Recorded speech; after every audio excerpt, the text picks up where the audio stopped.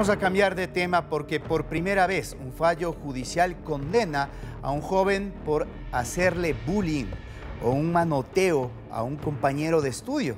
La historia de esta decisión es de la Sala Penal de la Corte Suprema de Justicia, que en su sentencia advierte que esa práctica ya puede ser calificada como un delito, un precedente muy importante a nivel internacional.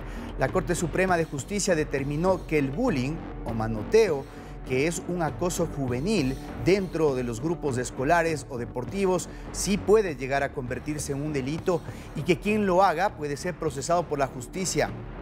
Cuando se trate sobre todo de menores de edad, la Corte Suprema estudió el caso de un joven al que calificaban de débil de carácter y sus compañeros lo sometieron a una desnudez y luego a una burla. Además, lo fotografiaron. Según la Sala Penal, cuando la conducta viola los derechos de las personas con actos de humillación, cuando se incurre en la ridiculización y se pisotea la dignidad para excluirla de un grupo social, como es en este caso, el acosador debe responder penalmente. Bien, de inmediato saludo a Juan Camilo Casas, él es abogado penalista conectado desde Colombia para profundizar al respecto de este tema muy importante. Juan Camilo, gracias por este tiempo con DNews. Te saluda César García, buenas noches. Buenas noches, César. Un saludo a usted y a todos los televidentes que nos estén viendo en las distintas plataformas.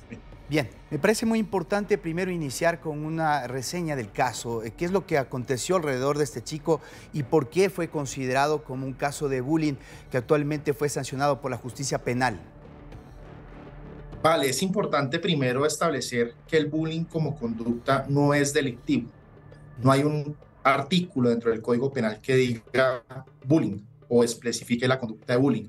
Hay varios tipos penales, por ejemplo, en este caso lo que ocurrió fue un acto sexual abusivo con menor de 14 años. ¿Qué significa esto?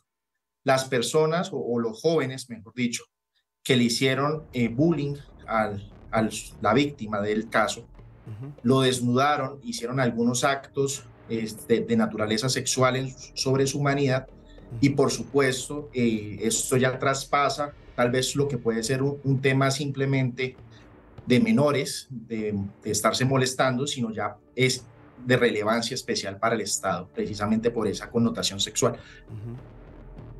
Es decir, Juan Camilo, no se está sancionando en sí el bullying, sino un delito sexual, pero sin embargo sirve como un precedente para seguir analizando más adelante estas conductas abusivas que en muchas oportunidades han desencadenado en suicidios de las víctimas. Por supuesto que sí. Incluso podría darse el caso de algunos menores que ejerzan conducta sobre uno de sus compañeros, de golpearlo de forma permanente, que puede ser catalogado incluso dependiendo de las lesiones, no solo como lesiones personales, sino tal vez como una tortura. También pueden haber lesiones de carácter psicológica que también son sancionados por la ley penal. Entonces, no es que se trate de un tipo penal que se llame bullying, sino que cualquier joven que cometa este tipo de conductas puede verse inmerso en estas sanciones, que incluso en el caso que nos comentas de la Corte Suprema de Justicia, la sanción fue una sanción privativa de la libertad. Es decir, el acosador o la persona que fue el victimario, ¿cuánto tiempo tendrá que pagar en cárcel? Las penas, cuando se habla de un sistema penal de adolescentes en Colombia, tiene unas penas de 2 a 8 años en los casos en donde se atente contra la libertad sexual de las personas. En otros delitos de menor entidad, la pena es hasta 6 años de prisión. Entonces, en este caso en concreto, se colocó una pena cercana a ese máximo de 8 años. Y aquí hay que hacer una aclaración. Yo hablo de pena para hablarlo de forma coloquial. Sin embargo, en el sistema penal de adolescentes, el victimario también se ve como una víctima al ser un menor de edad. Porque no es normal que no es usual y deseable para el Estado que los menores de edad cometan delitos. Y entonces lo que tiene esa sanción privativa a la libertad, lo que busca es reformar a este joven para que pueda comportarse en sociedad, pues ya cuando llegue a esa mayoría de edad. Es decir, lo que se está contemplando no es que se trata de un delincuente que cometió un delito, sino de un adolescente, de un menor de edad que infringió o cayó en una conducta que a un par le afecta, y lo que se busca es que ese individuo sea motivado o encausado para poder rectificar eso y luego que se reincorpore a la sociedad. Correcto.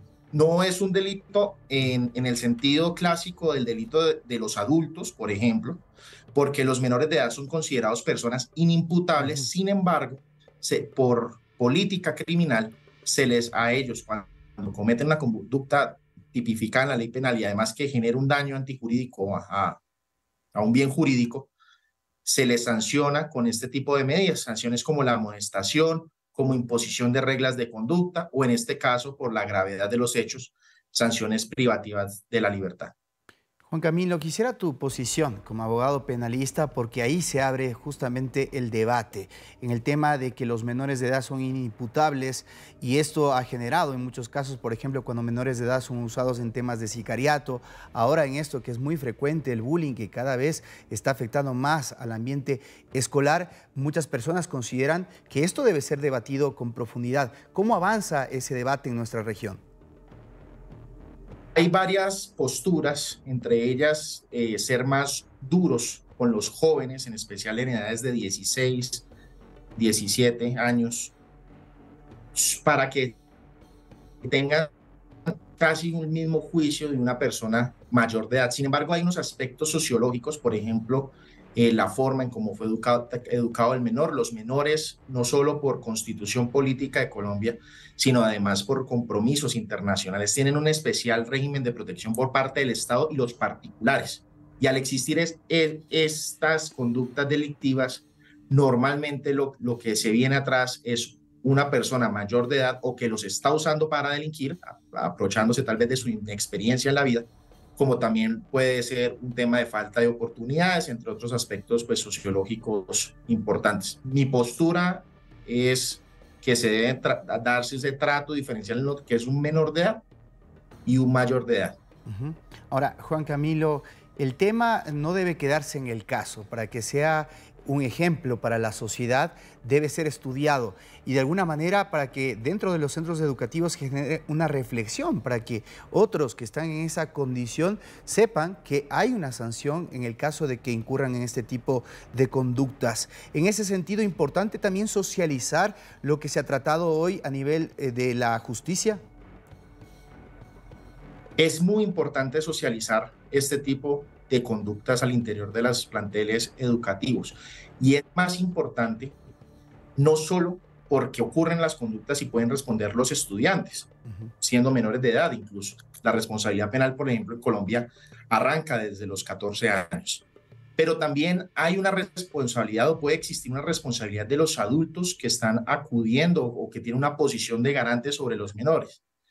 Por ejemplo, sería bueno estudiar no solo en este caso, sino de forma más general y académica, qué responsabilidad le podría caer a las personas adultas que eran responsables de este tipo, de Ujú. este grupo de estudiantes, porque ellos tienen una obligación de que este tipo de conductas no se puedan dar y no se deben dar, Ujú. así sea en lo privado en este caso fue en un cuarto, entonces en lo privado de un cuarto donde dormían o habitaban ahí los estudiantes. Ok, gracias Juan Carlos Casas por este aporte, el mensaje muy importante también de que no guarden silencio, sino que digan si es que están siendo víctimas de esta situación, porque el hecho de encerrarse en ese mundo puede tener consecuencias mortales muchas veces.